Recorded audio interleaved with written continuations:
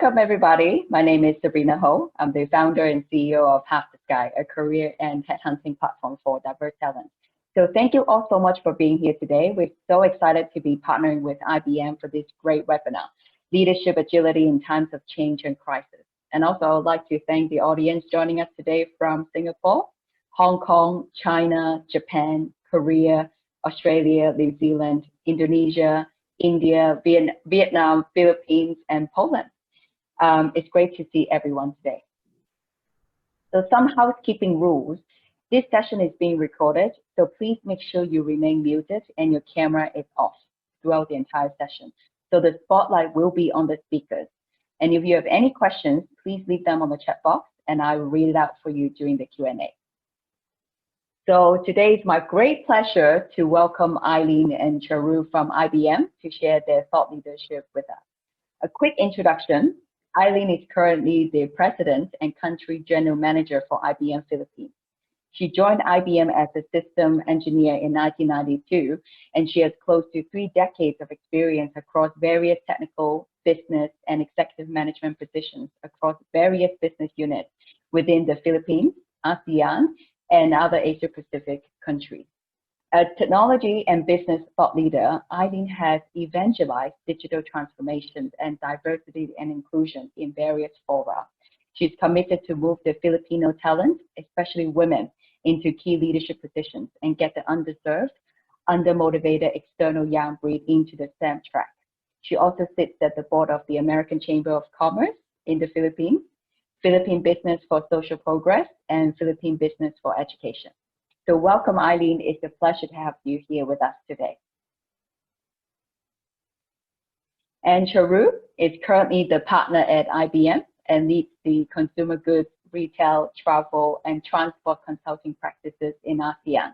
She has 20 years of end-to-end strategic consulting experience across the globe, working with the C-suite and corporate boards of Fortune 500 companies to address their most pressing challenges on digital reinvention and transformation of their businesses. And Charu is also part of the Singapore Computer Society and the Singapore Institute of Directors. She often speaks at industry events and advises economic and trade councils in ASEAN on digital and technology trends. She also mentors and invests in early stage startups and serves as a guest faculty at leading graduate schools. And finally, passionate about the role of women in leadership and board diversity, and is committed to accelerating the presence of women in STEM. So welcome, Eileen and Charu. We're very excited to have you two here today. It's our pleasure. Thank you. Good afternoon, everyone. Thank you, Sabrina. Well, awesome. So businesses, leaders, and workers have faced crises before, but COVID-19 is a uniquely complex and unpredictable crisis. Lockdown, social distancing, and working from home orders have impacted every aspect of organizations and the workforce. And it has also impacted the traditional held beliefs on what leadership should look like. The crisis today requires a new type of leadership that is clear, considered, and compassionate. But even more important is for leaders to demonstrate leadership agility, defined as the ability to make smart and effective decisions in a rapidly changing world. Many business leaders are facing the most complex business, social, and economic transformation that we have seen in a generation. So without further ado, I'm going to do a deep dive with Eileen and Charu on what it really takes to lead during a crisis. So I understand, Charu, in your role, you cover industries such as F&B, retail, travel, logistics, airlines, and airports. These sectors have been severely impacted during COVID-19 pandemic. How has the crisis shaped and transformed your industry?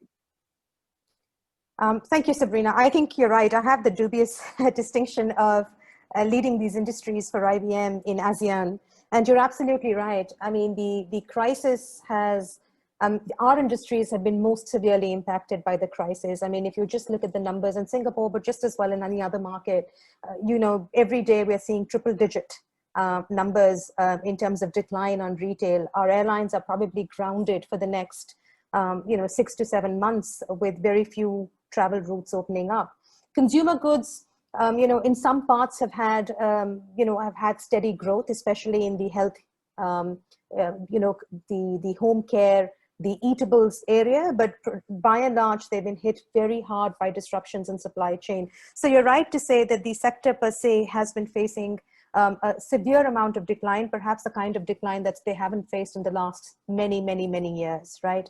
But I think what has emerged from the crisis is that there is a distinct difference between how we ran these industries pre-COVID to post-COVID. I think if I summarize, we as consumers, we as shoppers, we as travelers, look at how our lives have been transformed. Our daily life in the last 4 or 5 months has been completely digitalized, right? And if you take a step back as a consumer, you've begun to stay indoors and order your essentials online.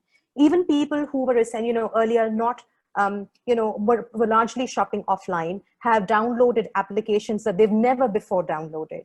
Payments have gone contactless, but it's not just contactless payment, it's contactless everything, the way we enter buildings, the way we are interacting with each other, all of it has become more contactless. I think the other thing that's happened is that as the consumer behavior has changed, the consumer's expectations of what they will begin to expect from companies and brands have changed, right? They're expecting more convenience. There is more focus on health, welfare, environmental issues. So the consumer behavior is changed, which is causing massive transformation in these industries. If I look at what's going to happen to these industries going forth, I want to go back and look at what happened in the past when our countries, were shaped with some other crisis. So for example, when SARS broke out in this part of the world, that overnight catapulted the emergence of Alibaba and JD.com. When MERS broke out in South Korea and the Middle East, it moved countries to become more e-commerce centric.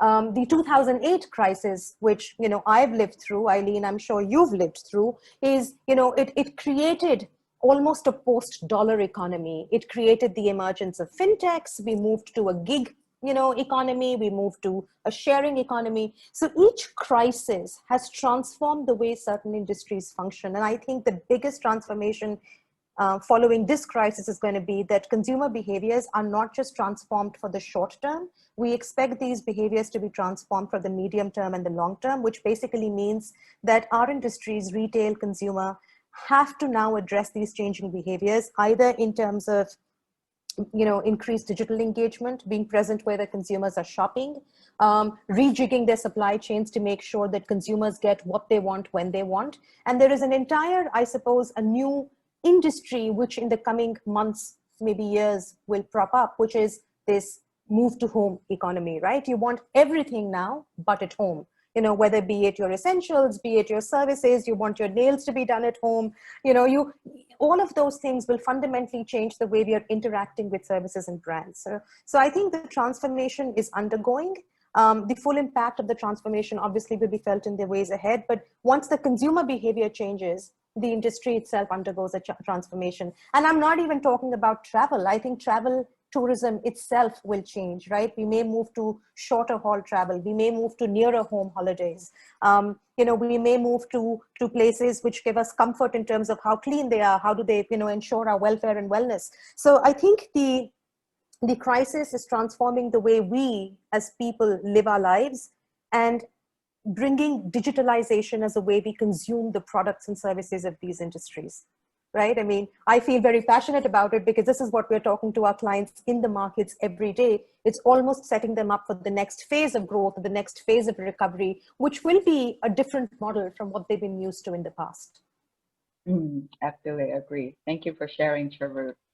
And following up with you, Eileen, the Philippines has been one of the most impacted countries by this pandemic, with the longest running country lockdown approaching 6 months, and has also been beset by 3 different crises back to back, including natural disaster. And Eileen, you lead IBM in the Philippines, one of the largest countries in ASEAN by population, and IBM's second largest country in APAC in terms of headcount. How has the crisis impacted the workforce, especially working from home?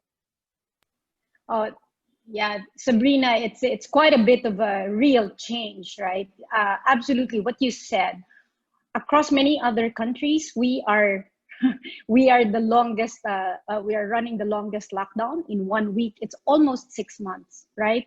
We started about mid-March, And if you think about that, it was announced like a Friday night, and then in about 48 hours, the first working day, you absolutely had to work from home. So across all our workforce, and we are by the thousands here in the Philippines, over 95% just in that short span of time had to work from home, right? Whether you're supporting clients, you are doing finance and accounting work in the office, just one fell swoop. Now, we had to do that in just a few days. It's actually less than a week. And thankfully for us, we were able to really move, that, over, actually in the Philippines, it's even higher than 95%. We went all the way to 98%. But we are also very lucky that IBM gives us the technology to allow us to do this. Meaning we have the devices, we can work mobile, we can work anywhere. Of course, there are adjustments, especially for client services that we have to deal with. But really, it also posed a different kind of challenge, I would say, from different personas. One is as an employee, right? Again, in 48 hours, you have to change. All of a sudden, what you were expecting, you would do a week ahead, 2 weeks ahead. And did you bring all your files? You're not sure, right? Then all of a sudden, have I digitized them? Have I backed them up and so on? So everybody had to very quickly change. It was a bigger change, not as much for sales and distribution workforce, but those who were used to really being in fixed office spaces, right? That's one. The other one, and of course as employees too, we had to then shift the mindset where we used to be highly collaborative, face-to-face, working with teams in agile workspaces, and all of a sudden you're looking at the screen every single day for so many months, right? So very, very big change. Another big change is, I guess, for the managers, the manager persona. It has been challenging to now track your people, how to keep them engaged, how to check that they are well. If they were well last week, do they continue to be well this week? Will they continue to be well next week? So it's all of these questions. How do they feel, their sentiments, and all this? Again, thankfully for IBM, we have the ability to do pulse surveys with them. We can run our own surveys as managers. We have highly secure collaboration channels like Slack, where we can check each one of them. We have various employee engagement programs that allow us to get by and deal with all other managers as well. Of course, we deal with clients too. So it is also a mix. This thing in the pandemic for the Philippines, because of the cases, the nature of the cases that we had, we thought we had less cases back in July, and then, it went up again. So this thing about you were working from home, then you return to workplace. Oh, but by the way, you got to return to work at home. Okay, so it is this dynamic decision-making that you got to deal with because of the public health situation. In the country situation, which is really beyond your control. So all these things changing at the same time that you're also dealing with the client. On a personal side too, you also get to then deal with your roles. So we have roles as a mother, as a wife, as a colleague, as a friend. You now have to watch for each other, right? Working from home poses a new challenge. For those of you who have children, they think you're always available as a mother, right? Or because you're there, they physically see you. There is no way to absolutely just simply explain you're not available. For your colleagues, your clients, they will think you're always available because there is no traffic to deal with. So it's all of these real changes across the different personas and of course the individual and the professional. We have to deal with, how do you do career conversations? What kind of a job? What's my new role? What other new skills do I have? Thankfully, again, we have possibilities in IBM. We have a whole suite of these learning opportunities where across hard and soft skills, you know, we get exposed and we can interact with each other. We can continue to interact with all 170 countries around the world where IBM operates and still learn from each other and go very deep technical. We have been taking much of the time to really hone our skills. Again, very different ways. And of course, share with the industry like we're doing today. So really big change, but fundamentally, we shifted from a crisis mode back in, I would say, March, April, to now steady state, because the steady state is really the new normal. That's great to hear. Thank you so much, Eileen. So we all know, this has been a once in a generation pandemic. As leaders during a crisis, all eyes are on you. So Eileen and Charu, can you share with us how you have dealt with the pressure? Yeah, I'll go first. Yeah, go first. Yeah. So I think, I always say this, Sabrina, I mean, many people say leadership is a privilege. Some people say leadership is a burden. I've heard very recently somebody say leadership is a burden of privilege. And I completely agree with that, right? Because you're carrying not only the pressure you feel, but the pressure that your teams, your clients, your stakeholders feel, right? So in terms of how do we deal with pressure? I mean, I follow this, this 9C model, so to speak. And I'd love to share this with you. It's not as complicated as it seems. A lot of it comes naturally. But I think the first thing is really important, is to stay calm, right? I mean, Eileen leads a country, so she'll talk about that as well, I'm sure. But the ability to stay calm and the ability to stay focused, remaining fearless, is probably the number one trait of a consultant, right? We're consultants by nature. Being able to take a large issue and being able to problem solve it, break it into small units, so to speak, so it becomes bite-sized. You're no longer then faced with a challenge, with a mammoth task. You're then faced with something which is easy for you to resolve, even though it may be beyond you to resolve, but it's still, you can take bite-sized steps towards, a resolution. I think the second thing is, and which is very important as a leader, you need to project confidence.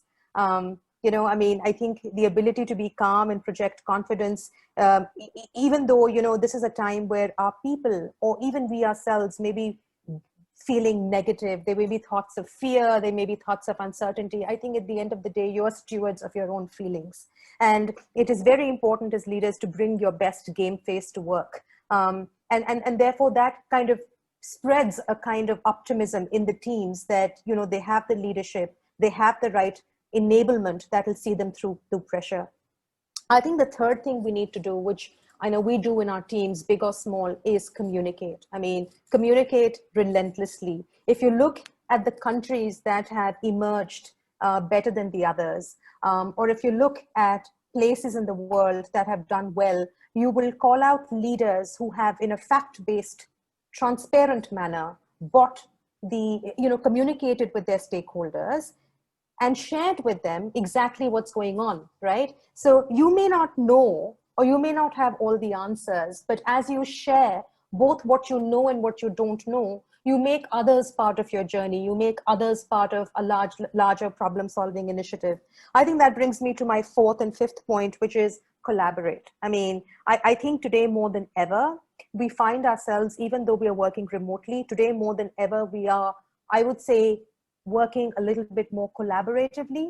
Obviously, our company allows us to have the tools and mechanisms in place. Eileen mentioned Slack, WebEx, being able to get together and brainstorm through Mural and whatever else. But also, we don't need to have all the answers as leaders. And I think as leaders, none of us can boast to have all the answers. The idea is, who can you reach out to in your team, or who can you reach out to in your larger organization who may have an answer? And then, get those teams together, corral them. And I think leaders who do well under pressure are ones that are able to pull them together, which then, the idea is to have a bias to action, is to be able to go and act, but using others as part of your extended team to be able to do so.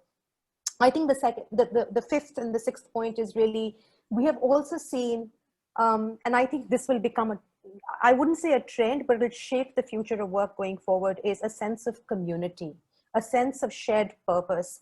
No matter what country you were in, no matter what stage of the lockdown you were in, there was a sense of shared purpose that everybody is going through a crisis and everybody needs to huddle together to get out of it together, right? I think that shared purpose creates communities. It creates communities of people who may want to act together, feel, you know, the same feelings. These could be communities who may want to come and reskill together, you know. So the idea of having a community where you can lead by example and you can get the community to contribute is really important in being able to deal with that pressure. But then I think equally, when you're dealing with people, you as a leader need to be empathetic, right? I mean, empathy, compassion are probably, you know, the two most important tenets of how you go through a crisis or you go through change. And in fact, I would go so far as to say that empathy or compassion is the manifestation of leadership, especially in times of crisis, right? I'll give you an example. You know, IBM has 4 quarters and we finished our 3rd quarter, and my manager sent me, you know, a gift at the end of the 3rd quarter, as she did to the other members in her team. And it was a surprise. We didn't know it was coming, but when it did, you know, it said to us, it thanked us for the effort that we had put in, you know, in delivering that quarter. And I think that made us feel as though we were part of the team. It made us want to sort of act out together. So I think that empathy, that compassion, the ability to recognize that everybody is having a hard time, but you're in it together, is very important. I think the 7th point is very important, which is we work in a technology consulting company. We need to also have one eye. I mean, even though we're dealing with pressure, the larger sense of purpose is the fact that there is a commercial goal that we need to deliver towards, right? Now, in companies, some companies can have a commercial goal, some companies can have another sort of a goal, but all shareholders, all stakeholders have to understand that whatever you do needs to, at the end of the day, deliver towards that goal. It needs to get you towards that goal. We may be in recovery, but tomorrow we will have to come back out of that. So that commercial angle, the ability to be able to communicate to people, like working towards something which has to ultimately impact all of our lives. Because if there is no money to be made, if there is no, sales results to be delivered, it will impact a lot more lives. So it needs we need to have that razor sharp focus. I think the 8th point will be, I read this very recently. You know, in supply chain, leaders used to manage inventory called just in time. Now they're managing inventory in a manner called just in case, right? I think the importance of that is that you need to have a backup. I think if you look at the leaders across the world that have come out slightly better than the others, are people who had contingency plans or who may have suffered a similar mini crisis, you know, due to a different reason, but have been able to, you know, be prepared for it. I think that's been very, very, very critical. And then, of course, I think in a crisis, just focus, just go back to basics. You know, simplicity is key. You cannot afford to be, you know, firing on all, you know, on a bastion. So just go back, keep it simple, control things that are in your ambit. And I think at the end of the day, most importantly, I had done this during the last 6 months. I had blocked out a space on my calendar between, a couple of hours towards the end of the day where I did not want to take any phone calls, right? Because what's also happened during the crisis is there has been a merging of your professional and personal lives. You need to create that space because you are thinking all the time now. You are working all the time now. You need that white space to be able to strategize as to what do you need to do next. You need to find your quiet space, whether you do that by running or you do that by, just exercising, or you do that however you do that. You need, as a leader, to find your own calm. Because if you don't, and if you're always fighting and always firing on all cylinders, chances are people are going to see you pedaling really hard under the water, right? So, in short, when all eyes are on you, I think you need to lead by example. And those are just some of the things that we, at least, in our leadership style, and as I see other leaders, both within IBM and outside of IBM, really, really sort of adopt while we're dealing with so much pressure. Eileen? Yes, you'll find it interesting, Sabrina, and for the team here that maybe some of the guiding principles that I personally have followed through. You mentioned the last 3 back-to-back crises for me in the country. really would support what Charo was just sharing. For me, rule number one, right? Grit and focus. Okay, there will be a lot of bad news. There will be 1,000 people who want to advise you. There will be good and bad things, right? But you need to have a very, very good grip, right? What are you dealing with? You have to be very clear. What is the problem you are trying to solve, right? So that you can weed out the noise, you can focus, and really continue to focus, because it will keep coming back to you, right? So second one is that really all this, the crisis especially that we've gone through, it's very challenging but important to look at what's the bright side. The crisis will always tend to be a dichotomy. Uh, this is the bad thing that happened, but really, what's the good thing? Okay, it could have even gone worse. Okay, so if, for instance, during the typhoon, we lost track of all our employees in one location for a full 36 hours, right? So it will give you the creeps, right? Nothing, not even satellite for some reason could, communications could work, right? But it gives you the creeps. But you have to be thankful the two employees went to the nearest radio station and tried to get the signal, right? I mean, things like this, they could be very small things, but it really gets you out of it, right? You may be on a lockdown, but you're thankful that you're all together. Many are still very, very healthy. We can still talk to each other. We have technology. We have secure technology, and we have each other, and you have your job. Things like this. There will always be a bright side, because when you show this, you demonstrate this, and you are a model, you can infect others. Because if everyone's down, you're not going to solve any problem. The third rule for me is physical and mental energy. They are very critical during this time of a crisis, right? Physical, I guess, is obvious to everybody, but one important thing for me is when you do it, right? For example, and this is personal, don't take offense, but I try to do my exercise first thing in the morning. Why? Because my job requires very deep, physical and mental energy to focus and do so many critical decisions during the day. My mind needs to be very, very active first thing, right? But I also need the quiet time, like Charo said. I need my time for meditation, for prayer, and whatnot. So because it starts your day, it starts you getting going into the right track, the right pace, okay? So that you can carry on even if there are so many things to deal with at the end of the day, the decisions you need to make. Which brings me to the fourth thing. Decisions will be tough, but decide anyway. So as the leader, people look up to you like you have all the right things to say. You may have the best decisions, but sometimes you don't. And you will not have all the decision parameters at the time you need them. But you have to decide anyway. Because the option to not decide have even graver consequences. So it's important that at least you can decide the best way you can at the time that you have to. So again, decide anyway. And finally, and I would think this is the most important of all, be humble. Because you don't have all the answers. You may be good at what you do, but during crisis, again, it might be the first time, like all of us. COVID was the first time we're ever experiencing something of this scale. But we need to be humble to ourselves, to our colleagues, what we know, don't know, again, at a certain time.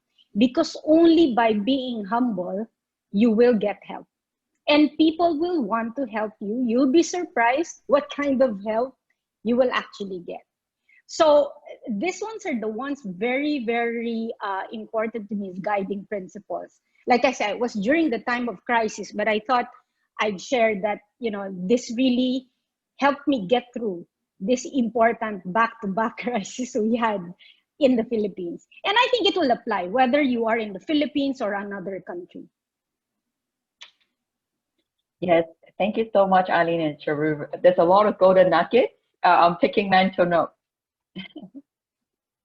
So, Eileen and Charu, the pandemic has ushered in significant transformations in the way we work, where we work, and how we interact with each other. It appears we are on the verge of a radical change in workplace norms. How can leaders create a new and better normal? And where does empathy as a leadership trait fit into the new normal, in your opinion? Yeah, maybe Charu, I start first. I think empathy, Charu already shared earlier, is very, very critical. I also spoke about the personas, right? If you know who are the personas you are dealing with, right, you've got to be at the other end of the line, right? So that's why empathy is a non-negotiable. It's correct, right? You need to know where the other side is coming from. But which persona are you dealing with is important to understand too. Is it the employee side? Is it the role as a mother? What is it you're dealing with, right?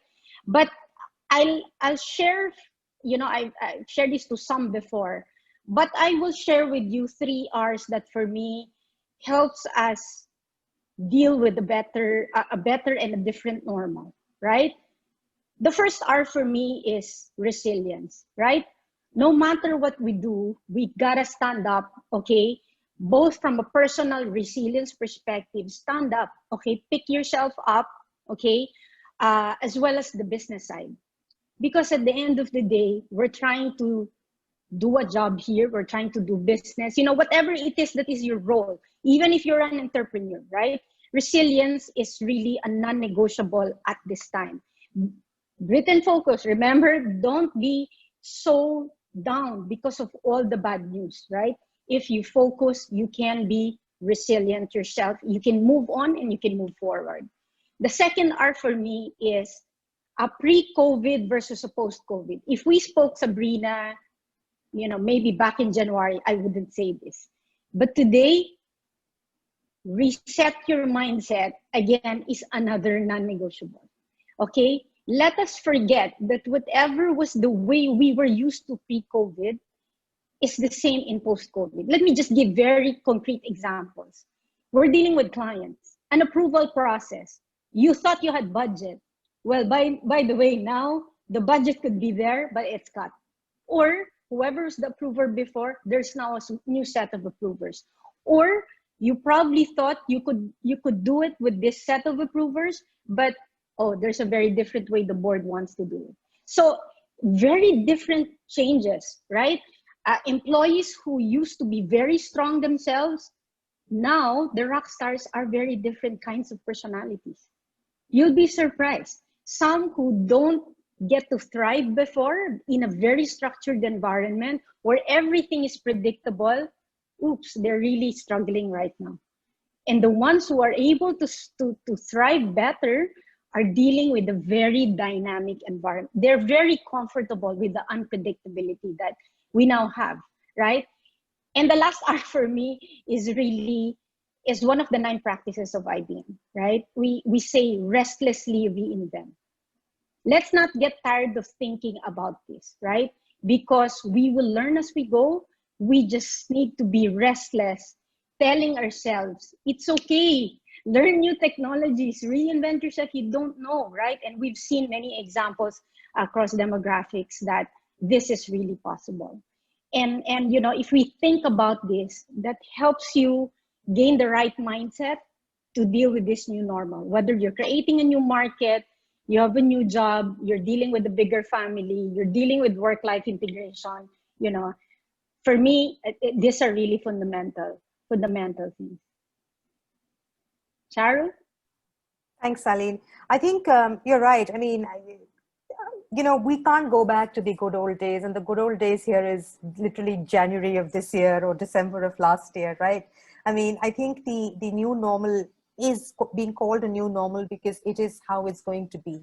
There are a couple of things I think we probably need to look at, how our clients and we ourselves as IBM are looking at coming out of the crisis, right? I think the first is, in the short term, all of us are trying to recover. We are recovering lost ground. We are recovering, the ability to either work from offices or return to work. So we are trying to recover what we've lost in the last 6 to 7 months. And in order to recover, what we're trying to do is we're trying to pivot towards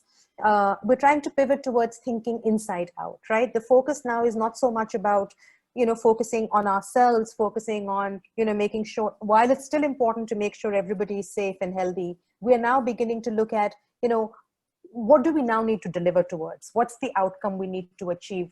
How do we need to recover? What's the measurement of recovery, right? So it's got to be a little bit of an inside out view, which is driving how do we need to recover.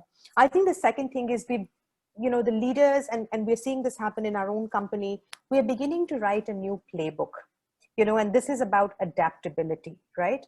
What you said, Eileen, is very important. None of what is happening today wasn't happening yesterday.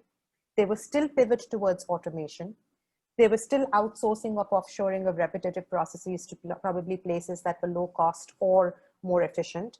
There were still new technologies such as robotics, blockchain being used to relook at your supply chains. But I think the new playbook is really around, once you visualize the outcome that you want to get towards, you need to start defining what is success in the long term and how your organization will adapt. What are the new behaviors that you will exhibit to be able to deliver to those outcomes, right? That's about reimagining your operations, rethinking about what your organization needs to look like to be able to deliver to your objective of recovery. But I think now I come to the third point, which is, in order for you to rethink your operations, you need to start rethinking your organization. You cannot be adaptable till the time you do a couple of things. Today more than ever, you need to, I suppose, empower your employees, your stakeholders. And I say this because, a lot of organizations will continue to work remotely in the medium term to the term that we know.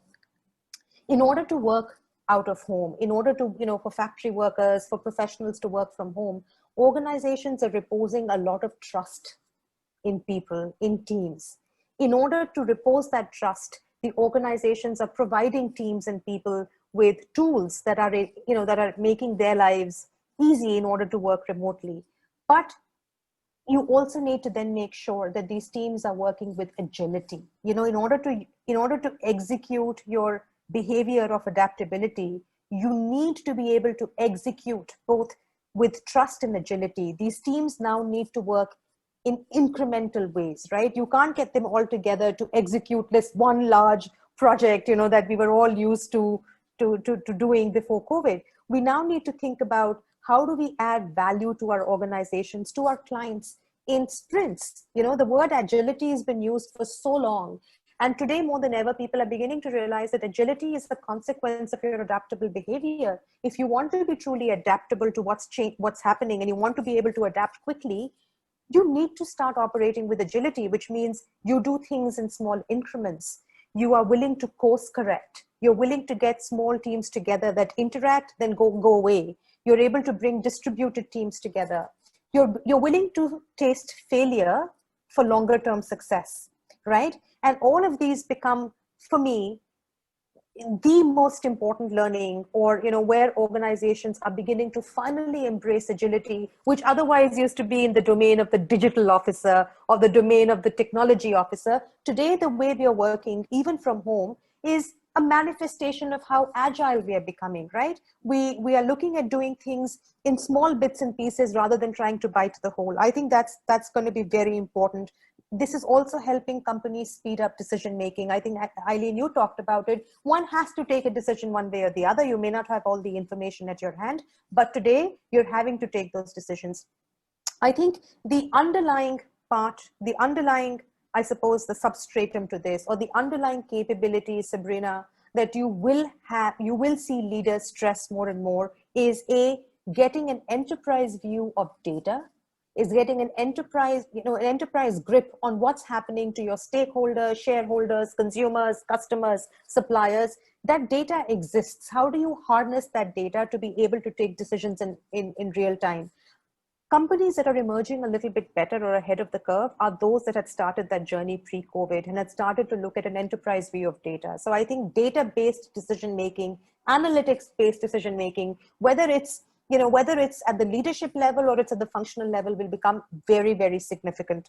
And I think the last bit that I want to talk about is, how do you now look at, I suppose, marrying your business plans, your business goals, your business objectives to your technology plan, your technology goals, your technology vision, right? Very often when, as IBM, we talk to our clients, the CIO has one vision, maybe the CFO or the CEO has a different vision. Today, more than ever, we are seeing one united voice. If the business is driving the adoption of technology, the COVID has accelerated the use of these technologies, but now these have become part of your business. So today, more than ever, agility has become onto the radar of the CEO.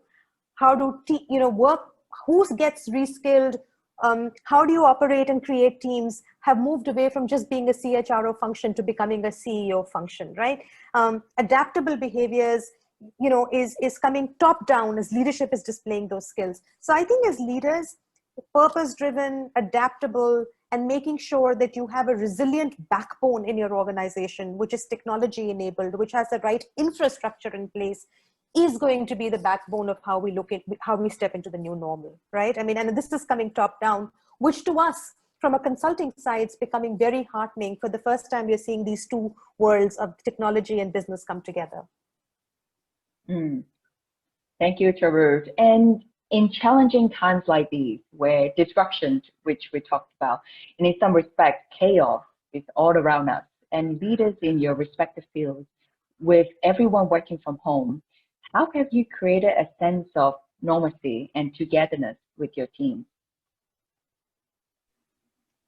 Yeah, maybe I start first, Charu. This is, I mentioned earlier, one of the personas would be the employees. Basically, you're always part of a team or you're part of a group.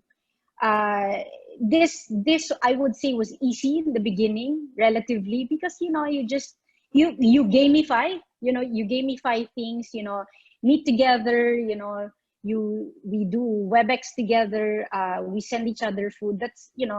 That's fine. That's the fun part, right?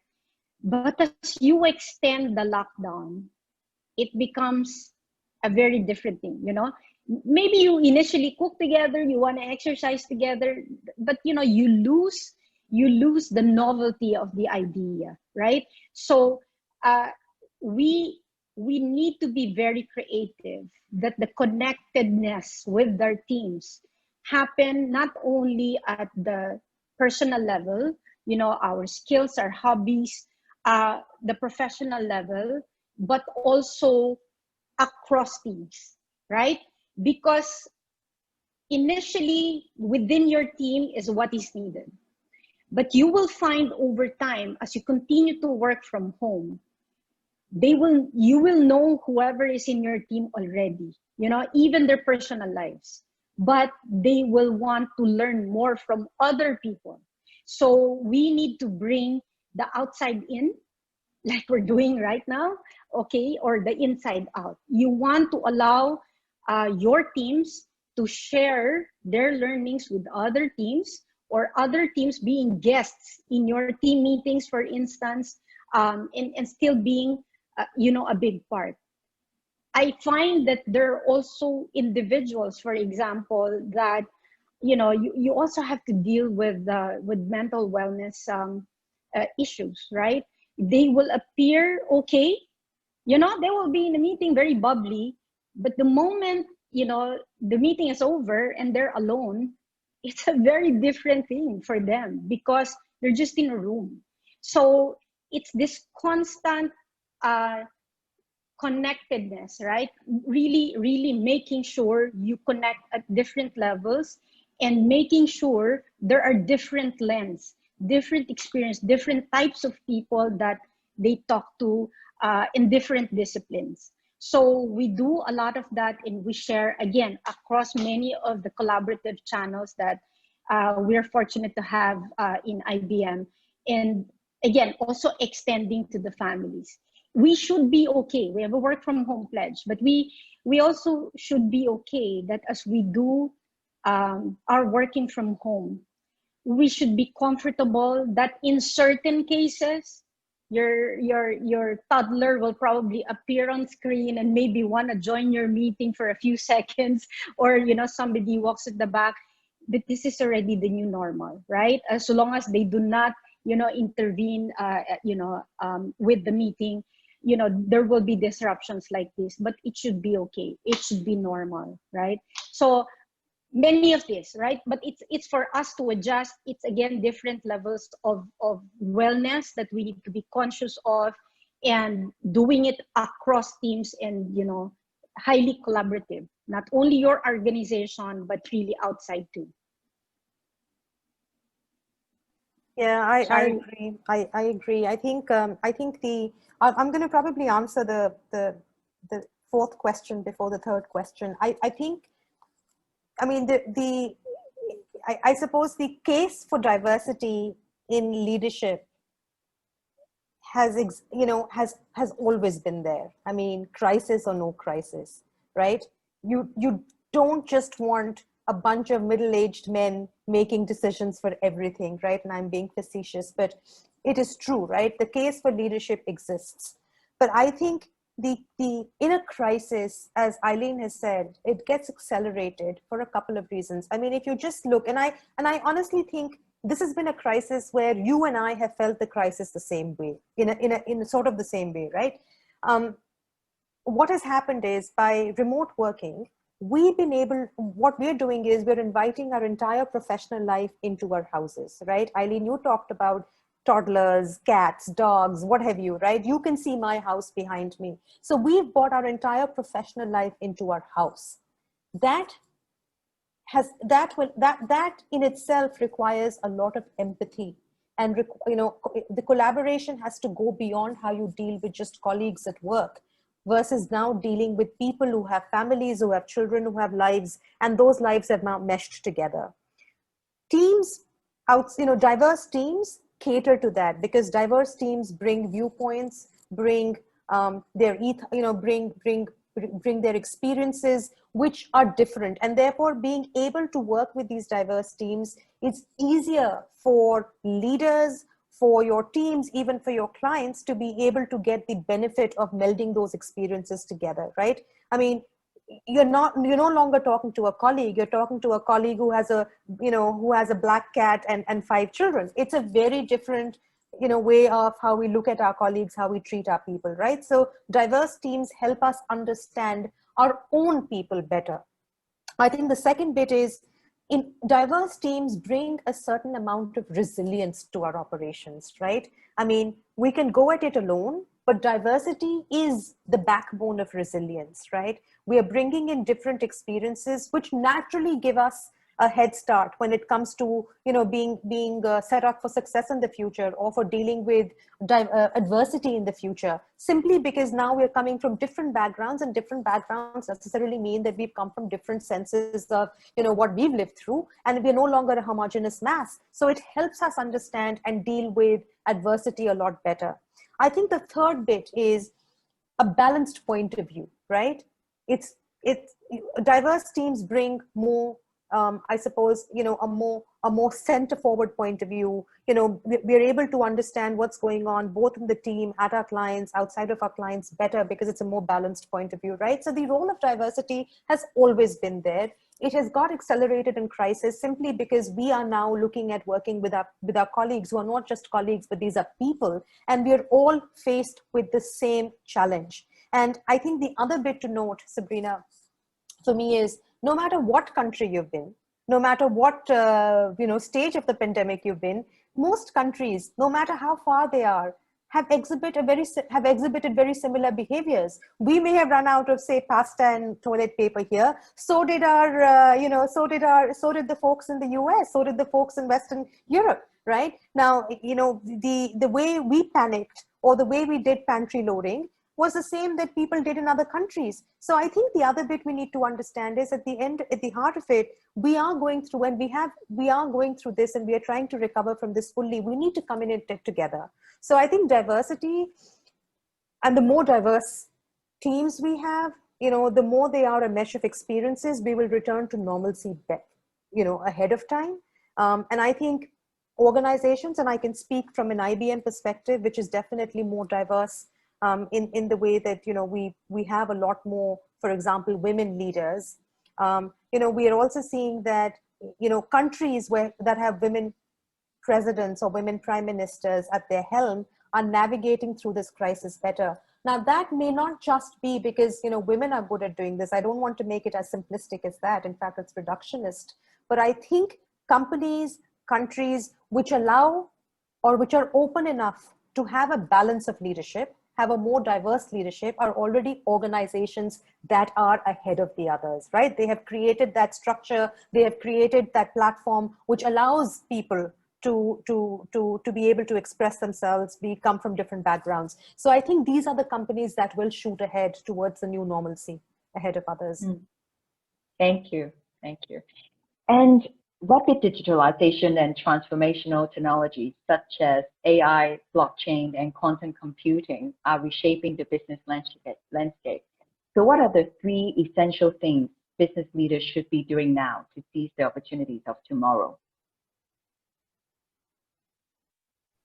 So maybe I'll go at this first, right? I think we've touched upon this in different ways. I think the 3 things we need to be doing, business leaders, and indeed our own clients that we talk about, is I think as we enter recovery and we're looking at re-emerging from recovery, the leaders have to be shaping a medium-term and a long-term agenda, right? I mean, there is a clear acknowledgement that what we are today, we may not be in the next 6 to 8 months, as probably we emerge from this crisis. Therefore, the playbook I talked about earlier, the ways of working I talked about earlier, having a purpose we talked about earlier, I think that the things that business leaders the first thing the business leaders need to be doing is aligning on their long-term vision, growth, and strategy, and ensuring long-term and medium-term growth and strategy, and making sure that when people are looking at the way these companies are looking to recover, it's not just recovery in the long term, but it's probably reimagination, reinventing, as you called it, Eileen, that how are we looking to come out, but in a different way, because we are no longer going to be what we were pre-COVID. That's number 1.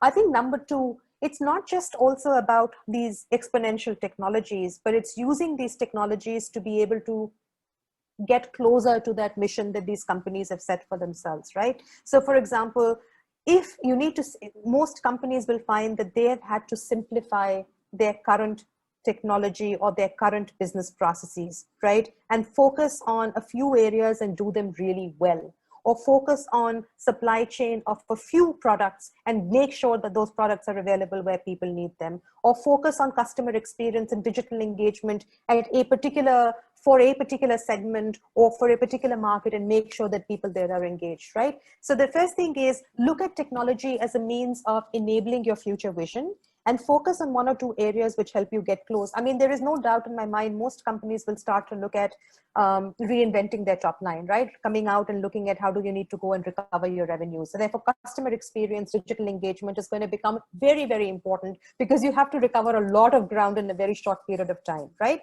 But the way you need to do it and what technologies you need to do it could fundamentally be different from the way you were doing it earlier, because it's not going to be more of the same. It's going to be a little bit different. So, you're no longer engaging with people, unidimensionally, but you're engaging with people through multiple channels. You need to be, the way you're looking at engaging with people needs to be contactless, right? How do you build that into the way you go to market? The way you look to engage with people has to be at every single point. So the way when a person calls you to report that their goods haven't turned up, to the time that there is some self-service to say, look, what can I do to get a refund? All of these channels need to work in tandem. So that's going to be number 2. I think that the third thing is going to be, once you've got your top line sorted out, and you've got your back end simplified, you need to focus on what are the 3 or 4 things that are going to give you the most amount of innovation in the market. Because I think increasingly what is happening is that you're looking at companies looking to partner with other people in their industry or across industry. Because again, when I talked about diversity, diversity also applies to the diversity of businesses. Companies are now looking to partner with other companies to create ecosystems. This was already happening pre-COVID, but increasingly you're finding that those partnerships are becoming very focused. So your ride-hailing companies are also becoming companies through which you get your food and your groceries, right? You're seeing that online platforms, I mean, telehealth, for example, for the last 10 years, we've seen the promise of telehealth, right? I've never sought in the last 10 years an appointment or medical advice on the phone. In the last 4 months, I've called up a doctor and got remote face-to-face, telemedicine 4 or 5 times during the last 6 or 7 months. So increasingly those partnerships and the way we look to deliver our product and service will change. Therefore, the delivery mechanisms and how do you make sure your supply chain is standing up to these channels will become very important. I mean, to me, like I said, each and every day of our life has been digitalized, right? And technology is no longer the constraint here. It is using the right technology, empowering the people with the right skills to be able to deliver towards your new playbook, your new purpose is going to be key. So upskilling and reskilling and intentional upskilling and reskilling is going to become important. I mean, to give you an example, I think in the as IBM, as our clients are pivoting towards these new opportunities, using new technologies, we are spending an enormous amount of money training our people to be ready for these technologies of the future, right? I mean, how do we, we are going to see a lot of companies invest in resilience through infrastructure, right? Through their journey to cloud, being able to talk that language of the cloud, being able to talk the language of digitalization, you need to intentionally empower your workforce. So I think people will become a very important point of a CEO or a CHRO's agenda, and how because these people are going to be the ones who are going to help deliver the opportunities for tomorrow. Eileen, would you like to add? Yeah. So just very quickly, I know we're short of time, right? But just to support also Charu, first one for me is, yes, embrace technology. The future is going to be about, and we advocate, it will be contactless operations. It will be about dynamic services delivery. Don't think that you will always be in your data center knowing where your data resides. That's no longer going to be the game, okay? You should not care anymore where it is, because you may not even get there, right? This is the reason why technologies like cloud are becoming more prevalent right now. The next point will be data and AI will be technologies you will face, right? I mean, data will be a lot of data. You'll get inundated by data because the technology allows you to have it. But what are you going to do with it? Not all of us will be able to process it at the speed that we want. This is where artificial intelligence will help augment. But with that, AI needs to be trusted. Okay, it needs to be evidence-based. They need to prove to you why the decision suggested to you is such. Okay, what is the source? What is the confidence level? Luckily, technologies allow you to do that. We have Watson in IBM, but all of this, we will deal with this in every process that we are working with. And second point is really, you embrace change, right? As a business leader, the unpredictability of times will definitely be there, even for process and talent. So for our workforce, we need to be open to how are we going to transform also the kind of workforce we have. Do we need to do half mobile if you're still not on mobile? Well, if you're still 100% in the office, think about it, right? How are you going to do ratio for real estate to the workforce? If you weren't thinking about this, you're going to think about it now. If you do not have agile workspaces, think about it now. Because these are the ways we have to transform the workforce in our workplace, right? And then finally, because every dollar, every peso will count, or whatever your currency is, cost optimization is key. The goodness is that there are many ways to consume technology today, for example, because that's gonna tip up the platform in terms of where the portfolio of your spend will be, right? Maybe technology will get a little bit more as you shift, right? but there are now many ways to consume it, right? So let's think about that, but it needs to be very, very deliberate. Thank you. And can both of you share your thoughts on how the crisis will accelerate the shift to the future of work? And in your opinion, are both employers and employees prepared for the future workplace and ready to embrace this change? I would say let's not assume that everybody's going to be ready, number one. But what is important is whether you are the employer or the employee, we need to help each other adopt the technology if we need to, okay? Technology, ADOPT, adopt, and adapt in the future, right? So this crisis actually helps us grow even better as, as personal life and as well as in our professional life. Why? Because it forces us to emerge smarter and stronger and really, truly, truly be resilient, because there's no other way. Okay, we can only depend on each other. This is not the time to be individual in approach. This is the time to lean on each other and lean with our ecosystem. So I think that's truly the best way. Ecosystem, even if it means, having an ecosystem together with your who you think are your competitors, because COVID does not understand competitor or individual. It's not like that, right? I think the crisis will help us get there. Okay, so we just need to shift our mindset, reset our mindset, and again, restlessly reinvent ourselves. Charu? No, I think you said it. I mean, I think the future of work is where we are today. I mean, the future of work is not going to be any different. I think we are going to continue to work remotely, and working remotely, working flexibly doesn't just mean working out of home. It also means working in a very different style. We talked about agility earlier. We talked about different hours earlier. We talked about how do you make sure that these people all of us who are working from home are empowered with the right tools, the right infrastructure to be able to contribute to work.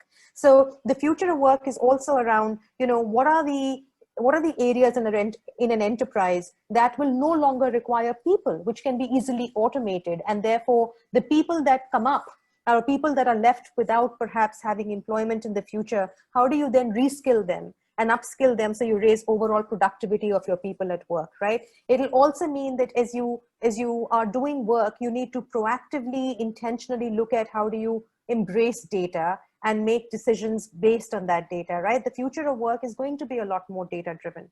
And therefore, how do you bring people together to be able to do all of this is going to be, an enterprise-led decision. So I think, are we ready for it? I think we're getting towards it. People are beginning to talk about it, but people at the center of the enterprise, and I keep saying this, is going to be the most important change that you will see pre and post COVID, right?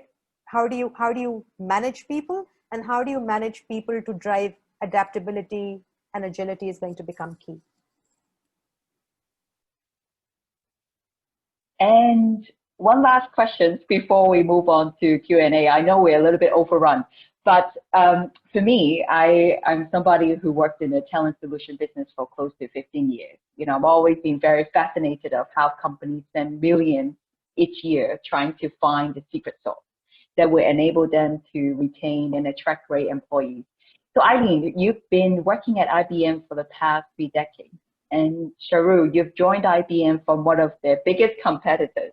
What are the reasons that kept you, Eileen, to stay, and for you, Charu, to join? Okay, to stay at IBM. Yeah, I thought when I joined IBM, I was the first batch from competition, and I'd leave in 3 years. And here I am, it's 3 decades. So to me, really, it's all about IBM allowing me truly be the best version of myself, because it allows me to deal with pioneering roles that I can shape, and gives you the sandbox for it. It really allows you to be family, but still be in a very challenging environment. I love challenges personally myself. IBM never runs out of, this giving you the challenge, but it allows you to also be yourself, right? And to lead, create a market that you can be in. And as I mentioned, it truly means a lot to us, right? IBM is a company that actually reinvents itself through thick and thin, through the crisis. I have been through 3 major crises, even in IBM when we almost closed shop. Okay, and IBM has been very decisive. No, it is not afraid to change. It is not afraid to reinvent, as we are doing that right now. We are reinventing ourselves. We're taking this time as well through the pandemic to learn new skills, to be a different new IBM, new normal that will also help both our clients and our employees and all our stakeholders really get to thrive in this new environment. Yeah. Char? For me, this is an interesting bit, right? I mean, I think you're right. I joined IBM from a competitor, and I think one of the key reasons for me joining IBM was that it's and I see it in play every day. It's 100-plus-year-old company, but in the way sometimes we operate, because we are hungry to grow, and we sometimes, and it's so it may sound paradoxical, but sometimes we operate as a startup. Because we are hungry, we need to display behaviors that are allowing us to grow faster ahead of the market. And that leadership and that freedom that comes with being able to choose the areas we want to truly go after and get the support of the leadership teams in IBM to go after those areas and have the backing and the funding, so to speak. I think that is very startup-like. So if, it's a big company, but if you're in the right space at the right time, you can be in sort of like a startup mode, which is very exhilarating. I think the second point, which is really, really important for me, was, it is a company that puts, I suppose, its money where its mouth is. I mean, we are not talking about women leadership or women in leadership positions in 2020, 2050 or 2025 or 2030. I take pride in saying that key leaders in IBM in Asia, many of them are women. Our global CEO till the beginning of this year was a woman, right? Amongst a handful of women, women in the Fortune 100 or the Fortune 500, right? The important part is that it is a company that has already seen the importance of diversity. And in many parts of the business, it has already given women the ability to lead. And I think that to me is an extremely important part of how this company has managed to sustain. And it's not just women. I was the first, company to employ a woman of color in the US. And it's got a very robust pride program. So I think the importance of having diversity at the center of operations is very key. Can we do better? Sure, we can do better. But at least having women in percentages higher than you see in corporate boards and corporate leadership teams, and having it here and now is already proof of the fact that it's a company that values diversity. To me, that's really important. And then if you take that diversity and then you match it with that startup-like feeling, you want to come to work, you want to be able to make a difference, and you think you've got the backing of the company that gets it right. I think those were really key to me. And when I joined IBM, the first, and I think I shared this with you, Sabrina, before, day one of my, the gentleman who hired me is now in another leadership position in Europe. But the first day when I joined the company, he looked at me and said, you need a strong woman sponsor or a strong, and within 5 minutes of me having walked into his office, he had connected me to a very powerful woman leader in IBM in another part of the world. Again, testament to the fact that you want women to be successful. And I think the other bit is, as women share stories of success with each other, Eileen and I talk very often, right? We go to market together, we meet clients, we build upon each other. We are successful because of each other. If we fail, we share our stories of what we can do differently. If I have a challenge, I feel no shame in reaching out to her and asking for help. And I'm sure, vice versa. So I think it's very supportive when it comes to growing the careers of the diverse leadership that it has. So, I think I got it right. That's an amazing story. Thank you so much. And so we are moving on to our Q&A. We are overrun, but there's a lot of amazing questions from the audience. So I hope two of the speakers will stay and answer all of our questions. So this question is from Luann. Can you share with us a crisis you have managed, and how were the team and company able to support you? And what are the challenges? Yeah, Charu, you wanna? Okay, maybe we pick one each, right? So maybe this one, we've spoken about the crisis on pandemic already a lot, right? But what was a unique crisis for Philippines recently, just a month prior to the pandemic, was the volcanic crisis. Okay, we had the volcano, which was practically dormant for many decades, and then all of a sudden became very active and became a threat to one of our locations, right? The threat was really a natural, not your usual natural calamity kind of threat, but it's really ash, right? So when you have BCP all over the place, right? This was a cause of extreme BCP in the sense that it affected many other locations, and it's because you're dealing with enemy that you cannot see, right? So it was medical, it required you to use diversity and inclusion at its best, right? Because you needed to have to deal, again, like I said, you have to decide anyway, right? But you needed decision parameters that requires the diverse membership within a crisis management team that I had to broaden and expand beyond just the usual real estate, medical, and so on, just so we hear all the different perspectives that will affect us. Because do you relocate people? How long are you going to take them in the office? How are you going to monitor? We're talking about PM 2.5 type of, dust particles that could hardly see and barely, get equipment at that time very quickly to monitor, right? Do you use an app? To what extent can you use technology? You have money to get shuttles, but you cannot even bring shuttles there.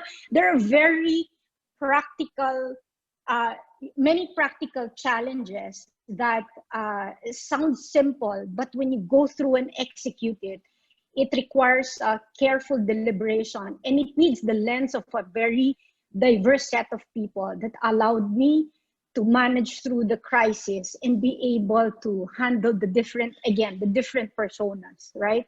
So to me, in that scenario, a lot of it was helped by, I go back, the grit and focus. I go back to really what's the positive side of it. And I knew, I raised my hand, there's a part I need help, despite seeing all the lens of the crisis management team. And then somebody is able to help us. And then we make the decisions together. And then we also crowdsource, so to speak, the decision from the people we were managing, meaning the affected people. Because sometimes you get into a stalemate of a decision, but you have to ask the stakeholder that you really, the subject of the crisis, right? In this case, the employees who were affected. And they actually help give us the answers. So you'll be surprised what you actually get out of that. So again, net of it is that this is a good example how the diversity of ideas, and because of the diversity of professions, the people represented in the crisis management team, you're able to manage getting to a better decision and getting to a decision faster, and doing it the optimal way, right? The challenges were very practical at that time. And these two questions from Pooja. What keeps you motivated during the chaos? And she got called upon the opportunities because recruitment team thinks she will fill in the diversity quota. What are your suggestions for her to respond? I know. I mean, this diversity hiring, diversity quota, sometimes it grates on your nerves, right? I mean, you are half, you're called half the sky, but we are half the population of the world. I look forward to the day when somebody will stop calling us diversity, because we are the norm. We are not diversity, right? And it really bothers me when you say that women need to come through the diversity quota. But the other way of looking at it is that even at entry points in companies, especially in STEM companies, and forget about leadership positions, the number of women who are coming in are in terms of magnitude much lower than women. In the recruitment funnel and through our initial hiring, even at positions, you will find that fewer women come in through the STEM hiring, and obviously by the time they reach leadership positions, there are barely any left. So I think if you get an opportunity to be part of a team that's actively looking to bring in more diversity, I'd say take it in your stride. Perhaps don't dwell so much on the wording around it, because people are trying to do their best. Sometimes with the change in behaviors, the change in wordings will also come, right? I think this is your opportunity to become part of a team that probably is valuing diversity. And I would look at, looking at, what can you do to A, add value, and B, as you bring in diversity, how will that company benefit from your presence in their midst, right? So that to me, take it in your stride. I think number two, what keeps you motivated during chaos? I think I have been in management consulting, technology consulting for the last 20 plus years. If there was no chaos, we wouldn't be around, right? Our clients come to us because they want to be ahead of that chaos, want to be ahead of that digital disruption, want to be ahead of the disruption that's being caused. They don't want to be disrupted. So they're already in some sort of a chaos. I think what keeps me motivated is a single-minded ability to be able to break down chaos into smaller pieces, never get straddled with, there's so much breaking down. Being able to break it down into smaller pieces and address each piece, because then you're against a smaller monster than chaos, which is a much bigger monster, right? That's number one. And I think number two is a lot of this is self-motivation, right? I mean, the ability to be able to be single-minded in terms of where you want to get to, which is why I keep saying, as leaders, as people leading our clients, the ability to visualize the outcome is very important. And once you do that, you automatically start to find your way through the chaos. I just want to add one thing, which is the 80-20 rule, right? It is our tendency to focus on the problem 80% of the times while focusing on the solution maybe 20% of the time. And you've got to switch that around. If you truly want to come out of the chaos, you need to start focusing on the solution 80% of the time, but give the problem its due importance, which is just 20% of the time. So I think those, combination of that keeps me really motivated during the chaos that you face. Thank you, Trevor. Yes, and this question is from Stella. When faced with discrimination, both from male and female colleagues, how did you overcome it?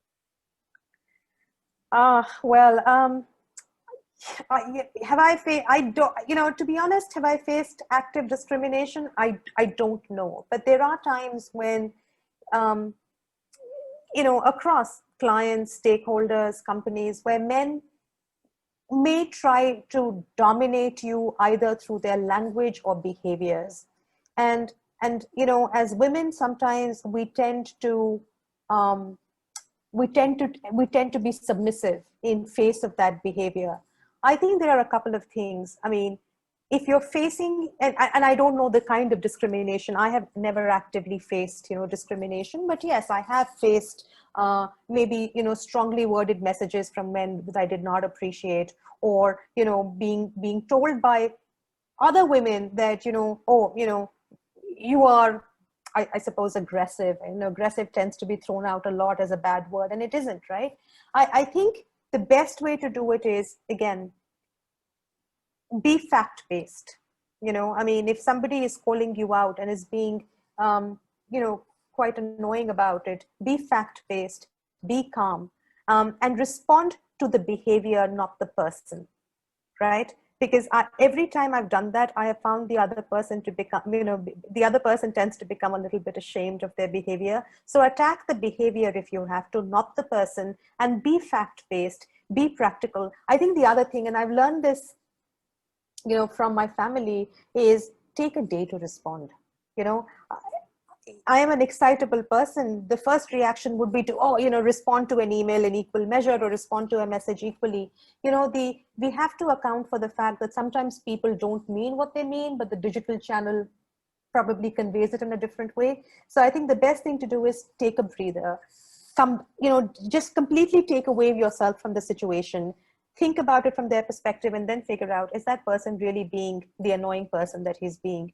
And if even after you've done all of this, they do not listen, I actively suggest, if you think it's discrimination, take it up the right channels, talk to HR, talk to people who can help you, because there is really no place for discrimination at any workplace. And if you're being faced with it, you don't deserve it.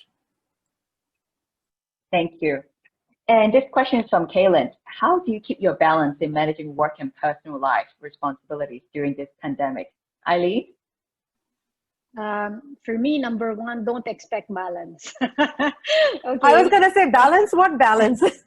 No, like I said, reset your mindset, right? It's not about balance. It's about making one work at whichever point in time. For example, just to be very concrete, I really work hard during the work hours. But if it's a weekend, I know what my priorities are. It will be more of my personal side, my me time, my family time. If it's during the weekday and a certain time, and this is a very simple example, maybe many can relate. As we work from home, we are home.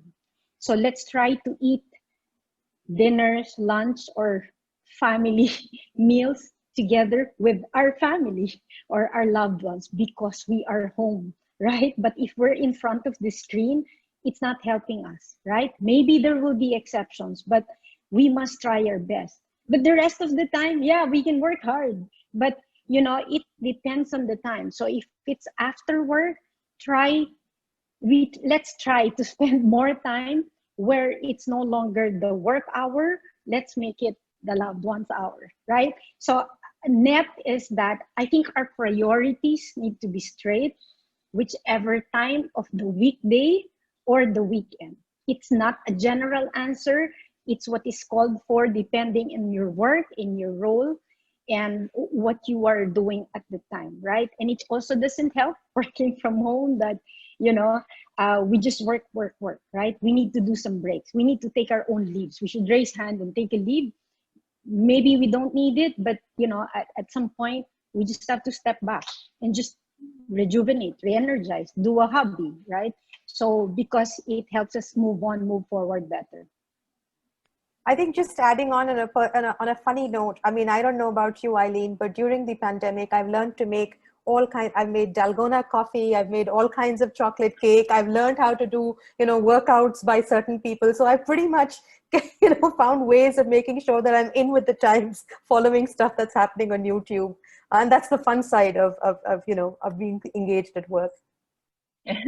Thank you, ladies. And this question is from Sharon. If there's one leadership trait you would choose to apply during this pandemic, what would it be? Yeah, I think the leadership trait here would be, I think it's a combination of having confidence, competency, and consistency, right? You are what you are. You already know what you are. You're not going to build any new learning muscle in your body, but being confident in a calm way and being able to deliver messages consistently, being the dependable person as a leader is going to be very, very important. So I think the leadership trait for me that's going to be very important is calm, confident, and consistent. For me, it's resilience. Yeah. To me, that's the non-negotiable. Yeah. It's a mindset change, right? I know everyone has that resilience cell in their body. So let's find that. Let's harness that, and let's, use it to our advantage. Absolutely. And this question is from Patty. What is the biggest difference in the way we led before COVID, during, and after? I don't think there is the tenets of leadership have not changed, right? And things that we were doing as companies before and after COVID have not changed. what COVID has done is it has accelerated certain behaviors and accelerated the necessity for you to adopt certain technologies to be able to deliver to those behaviors, right? So the biggest difference in the way we perhaps were leading before and after is that we probably need to be more grounded in order to understand what's really going on with our stakeholders, be it our customers, suppliers, clients, and so on, right? Because certain behaviors are fundamentally different now, and they're probably here to stay. So it's very important to have one ear to the ground. And if you weren't as a leader grounded or working with your teams to understand that, I think that has to change. I think the second thing is adaptable. I mean, leadership, the crisis, whether it's COVID or any other, I mean, it always teaches you how to be adaptable and, rejig your operations in the time of change. My best example is, I talked about it in the beginning as well. When SARS hit, JD.com had 11 stores. It was an offline physical company. And when SARS hit, they had to shut down all of their 11 stores or keep one store open. And they pivoted towards becoming online, not through a digital channel, but through, texting and QR coding, right? And today, look where they are. So I genuinely feel that the biggest difference we will have to be is adaptable. We are dealt with the cards that we are dealt with. It'll be really important for us to make most use of the situation today and make sure you're using the right tools, using the data that's available to you to be able to adapt. In the end, what you want to make sure is your business, as Irene said earlier, is resilient, so that when the next disruption comes around, you've built your muscle, you've built your leadership muscle, you've built your change muscle, so that the rubber band doesn't have to stretch that much, right? We've built that resilience in the ecosystem. So I think we need to be adaptable, need to be resilient, and need to keep a ear to the ground. All right. Pari was asking, what are the challenges you have encountered as a female leader, and how did you manage a male-dominated management team? Maybe in IBM, it's much less of a question because we have, especially here, we have higher diversity. But no, to be fair, I think for me, in much earlier years, right, I would say, it's quite similar to an earlier question that you've posed, how do you handle, what if there is discrimination, or I had many years in my career where I had to lead teams which was composed of entirely, all males, right? Remember, I had a very technical profession when I started, so everyone else was, male systems engineer and some other professions. But for me, if that happens, right, you just have to be weeding out the noise, right? What do I mean? Yes, it's not about being male or female. It isn't just necessarily about that. Maybe you'll hear, why you're the first, can you really enter, this kind of a role because it's really for men? Come on, take that out. Okay, take emotions aside, focus on your skills, what you can do. You can even just be calm because your results will speak for itself. If you are good, you came out fixing the problem earlier than all of them, that's nice, right? So focus on your competency and your skills, what you have to do.